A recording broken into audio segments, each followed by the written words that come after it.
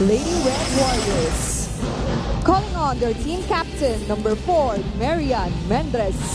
At number 1, Janica Janine Lana. At number 3, Mariela Gabarda. Jersey number 7, Seth Marion Rodriguez. At number 15, Juliel Hizon. At number 16, Rhea Manalo.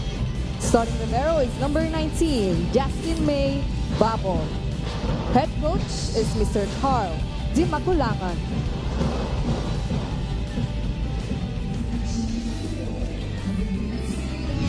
And there you have it, the starters for the UE Lady Red Warriors. Familiar names as we talked about, Babol and Quizon, one of the highlight players for the squad. You have the captain, Marian Mendres, and let's see again how vital and pivotal the role that she'll be playing for today's match.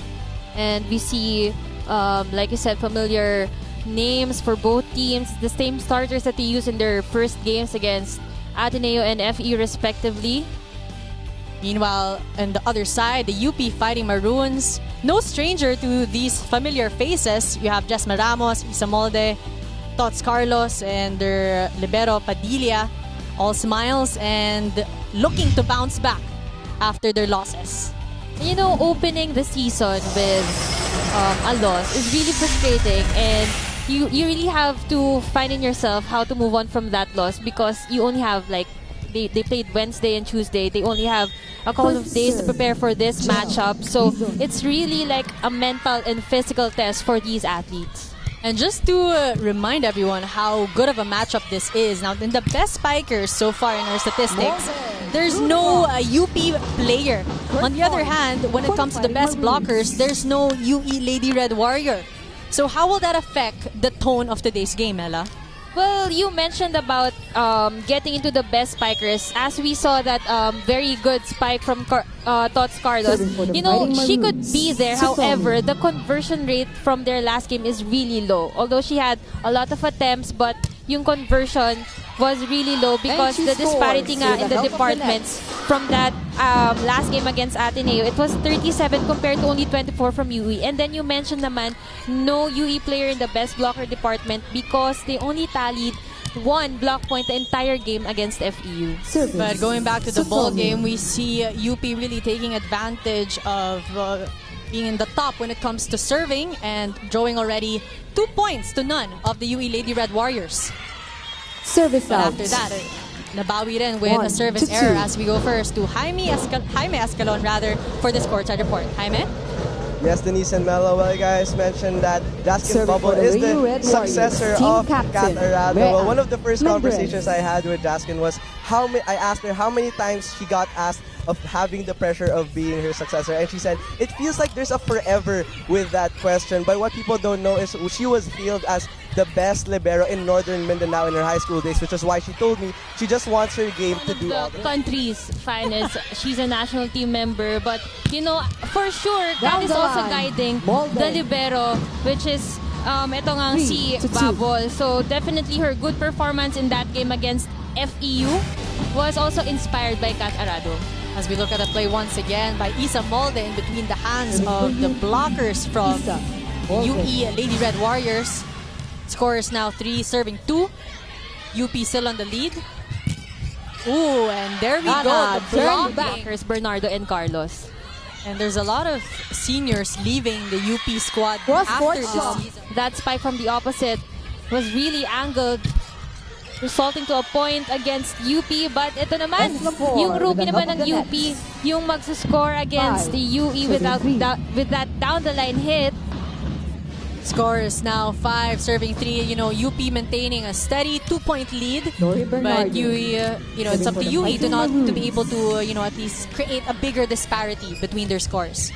And you know, Yanni mentioned earlier with her report that UP was really unhappy with how they played. Had closer stats in terms of scoring with FEU. So, as compared to UP and Ateneo, medyo malayo yung disparity. But yung UE, kaya nilang dumikit in terms of scoring. So, they just have to avoid those enforced errors. There you have it. UP again ending that rally. Score is now 10-5. Let's look at that replay once again. Again, courtesy of Isa Molde. That's why a timeout will be called by the UP ladies.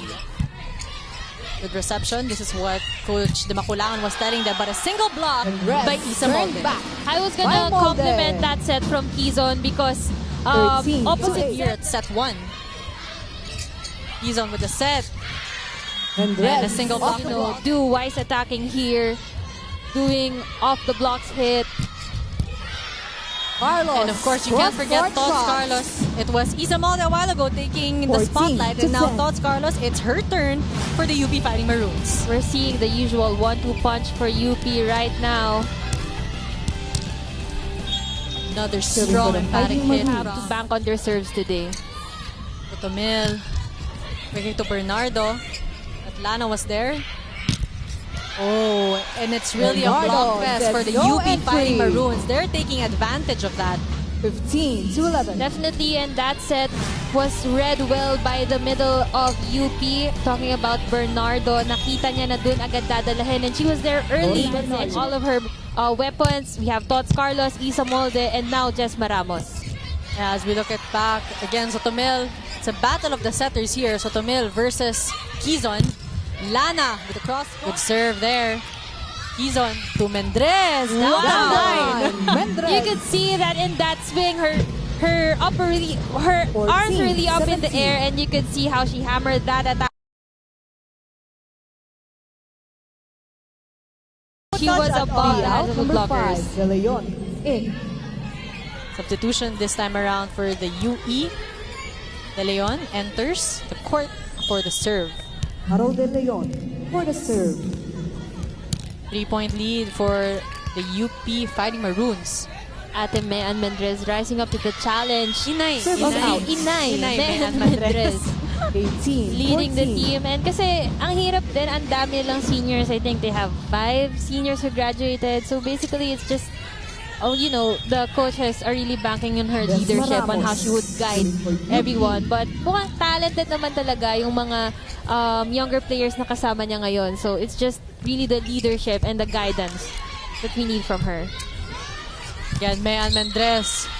That's a violation there. That was a tough angle for her to take. The set was off the net, medyo malayo. So usually the coaches would say, pag ganon, just hit it on the cross court because that's the wider angle to go to. Again, head coach De Maculangan will be calling a timeout for the UE Red Warriors. Muna natin. Pagka tumaas lang, pagandahin na lang. Tapos ready tayo cover agad. Hindi tayo pwede mag-error na mag-error eh. Hey, baba tayo agad ha. Tara, bawi tayo. Konti lang yan. Okay, gandahin mo lang. Pwede, ha? Tingnan mo kung nasan yung gitna. Saka bumitaw. Okay? Hey, laban yung 5 points ha. Habang tayo.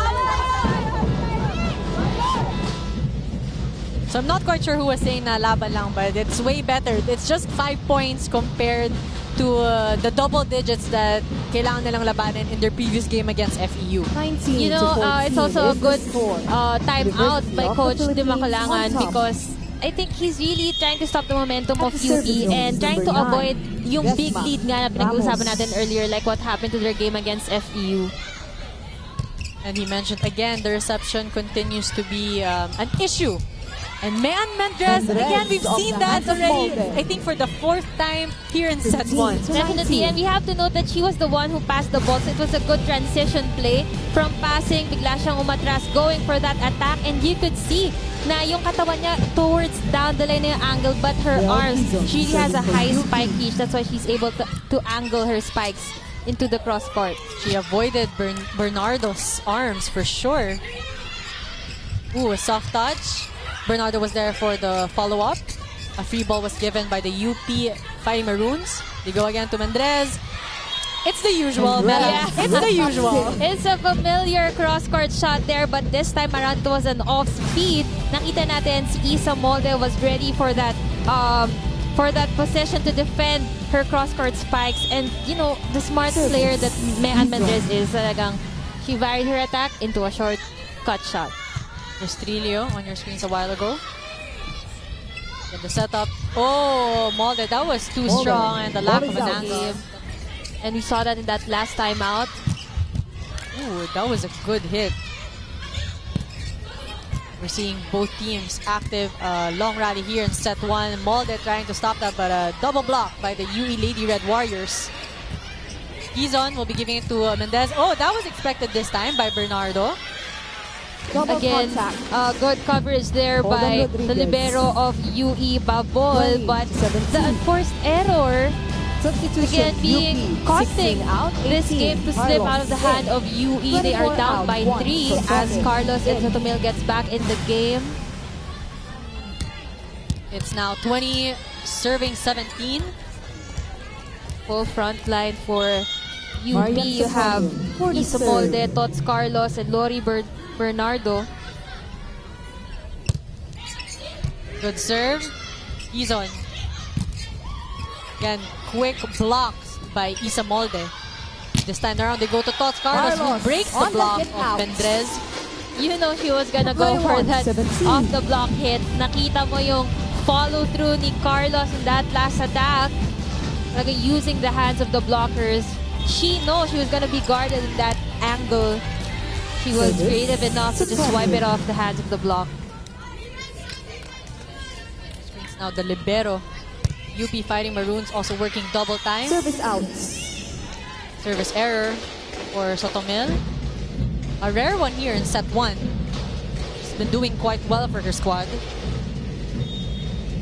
As again, it's Captain Ball, Mayan Mendrez serving. Mayan Mendrez. Still a 3-point lead for the UP Fighting Maroons. Sotomil. Tots Carlos blocked. And this time around, it was Isa Molde who tries to go at it. And she gets a point. Not too much power, but all smarts. That last attack by Isa Molde from the middle. Nakita niya, tatlo yung sumabay na blocker sa kanya, and the defenders were caught on guard in the UE defense pattern. So she just did a placement shot. Keys on to Lana. Lana off the blocks of Carlos and Bernardo. 19. This time around, she too was reading the play and the block. Red Warriors. Straight swing there by Lana. Alam mo, bihira lang yung mga ganitong players na talagang when they jump, they go in full swing. And that's why the UP Fighting Maroons find themselves here at set point with Tots Carlos, who is leading with 4 points. Ooh, but a service error 3 points by Tots Carlos. Warriors. So UE is still fighting here in set 1. As you can see, Kat Arado does not look predecessor of Baba. Oh, she looks happy now. Okay. Definitely the fans missing Kat Arado on the court, but you can see her. You could remember her covering like one half of the court or more. But you can see her taking on a higher calling, being a coach now, sharing her skills. Sotomil to Molde from the backcourt. He's on this time around will be going to Mendrez, who gave a free ball. Oh, Eslapor, but blocked by the UE Lady Red Warriors. They go to Tots Carlos again for that off-speed hit. This time around, Mendrez. Oh, just at the net.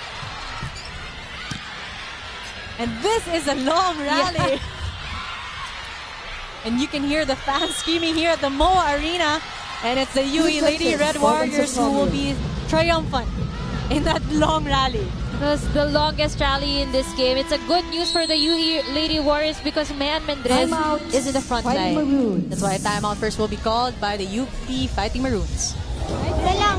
Guys, we need one side out. But before the side out, we need a good pass. Okay? So let's bring in that pass. Maricela, you can feel that ball. Yeah. Just go and push it. Okay? Only one pass. Relax. We have to calm down. Don't be in a hurry. Okay? One pass. Okay? One pass. On the block, again, you go.